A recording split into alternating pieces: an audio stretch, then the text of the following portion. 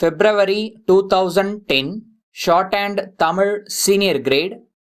Get ready for the dictation. 10 seconds. 5 seconds. Start.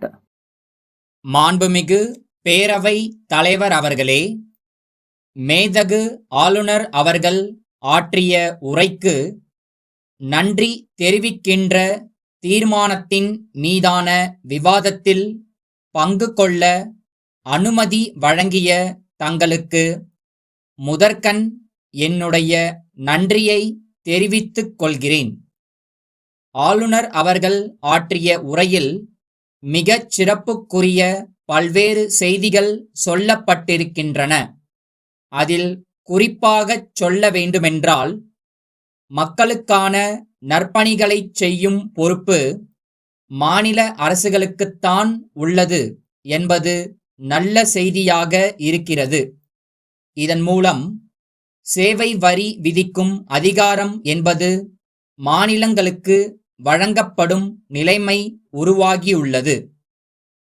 இதனை நம்முடைய அரசாங்கம் விரைவில் செயல்படுத்த வேண்டுமென்று கேட்டுக்கொள்கிறேன்.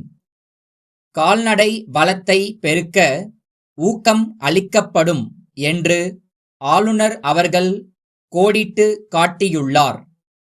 வேளாண்மை தொழிலில் நவீன கருவிகளின் வருகையால் கால்நடைகளின் எண்ணிக்கை குறைந்து வருவதை நாம் அறிவோம். எனவே அரசின் இந்த அறிவிப்பு கிராமப்புற மக்களின் வாழ்க்கையில் மறுமலர்ச்சியை ஏற்படுத்தும் என்பதில் ஐயமில்லை. தமிழ்நாட்டில் மக்கள் நலன் காக்கவும் மழை வளத்தை பெருக்கவும் மாண்புமிகு முதலமைச்சர் அவர்களின் பிறந்த நாளன்று மாவட்டங்களில் மரம் வளர்ப்பு திட்டம் தொடங்கப்படும் என்பது சிறப்பான அறிவிப்பாகும். ஒவ்வொரு மாவட்டமும் இதன் மூலம் பயன்பெற வாய்ப்பு உள்ளது. மேலும் இந்த மரக்கன்றுகளை நல்ல முறையில் பராமரித்தால் அதன் மூலம் ஊராட்சிகள் அனைத்தும் வருவாய் ஈட்டவும் வாய்ப்பு உள்ளது.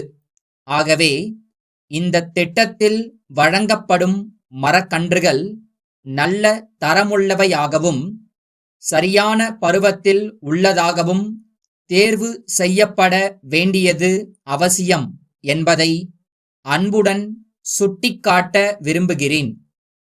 தொழிற்சாலைகளின் ரசாயன கழிவுகளால் நிலத்தடி நீர் பாதிக்கப்படுவது குறித்து சமூக நல ஆர்வலர்கள் பலரும் தங்கள் கவலையை அவ்வப்போது தெரிவித்து வருகிறார்கள். அவர்களின் கருத்துக்கள் மக்கள் மத்தியில் பெருமளவுக்கு ஆதரவை பெற்று வருவதை நம்மால் உணர முடிகிறது. சுற்றுச்சூழலை பெரிதும் பாதிக்கும் தோல் பதனிடும் நிலையங்கள் மற்றும் சாயப்பட்டறைகளை காலத்திற்கேற்றவாறு நம்முடைய மாநிலத்தில் மூடிவிடலாம் என்று சொல்கிறார்கள். அது சரியா தவறா என்று நான் விவாதிக்க விரும்பவில்லை. ஆயினும் இது குறித்து நாம் கட்சி வேறுபாடின்றி கலந்தாலோசிக்க வேண்டியது மிகவும் அவசியம் என்பதை இந்த சந்தர்ப்பத்தில் நான் வலியுறுத்த விரும்புகிறேன். இத்தகைய தொழில்களில் ஈடுபட்டுள்ள தொழிலாளர்களுக்கு மாற்று வேலை வாய்ப்புகளை நாம் எளிதாக உருவாக்கி தரலாம் என்று சொல்லப்படுவது நம்பிக்கை அளிப்பதாக உள்ளது. எனவே கூடிய சீக்கிரம் இந்த பிரச்சனையில் விருப்பு வெறுப்பு எதுவுமின்றி மக்கள் விரும்பும் வகையில் ஒரு சிறப்பான முடிவை எடுக்க அரசு முன்வர வேண்டுமென்று கேட்டுக்கொள்கிறேன். நோயற்ற வாழ்வே குறைவற்ற செல்வம் என்று பெரியவர்கள் சொல்லி இருக்கிறார்கள். ஆகவே இயற்கை உணவு முறைகள் பற்றிய நூல்கள் அதிக அளவில் வெளிவருவது அவசியம் என்பதை குறிப்பிட்டு அமர்கின்றேன். திருநெல்வேலி பாண்டியன் கூட்டமைப்பின் மேலாளர் சிதம்பரம் மேற்கு வீதி ராமன் அவர்களுக்கு எழுதிய கடிதம். அன்புடையீர், தங்களுடைய கடிதம் கிடைக்கப் பெற்றோம். குறைந்த முதலீட்டில் காகிதம் தயாரிக்கும் தொழிற்சாலையை அமைக்கும் ஆர்வத்தை தெரிவித்து கடிதம் எழுதி இருக்கிறீர்கள்.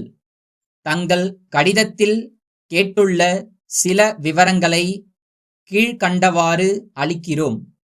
தமிழகத்தில் காகித தொழிற்சாலைகளை அமைப்பதற்கான வாய்ப்புகள் அதிகமாகவே உள்ளன என்பதை தங்களுக்கு முதலில் தெரிவிக்க விரும்புகிறோம்.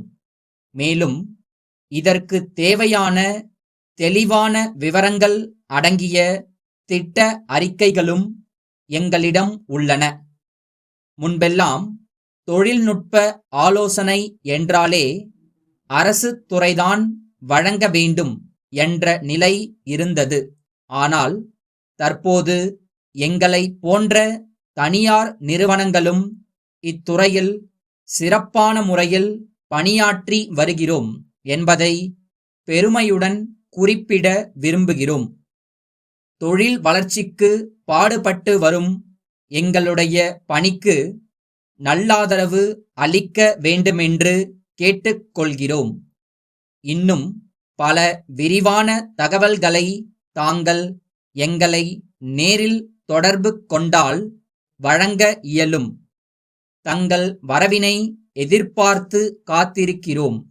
தங்கள் நம்பிக்கையுள்ள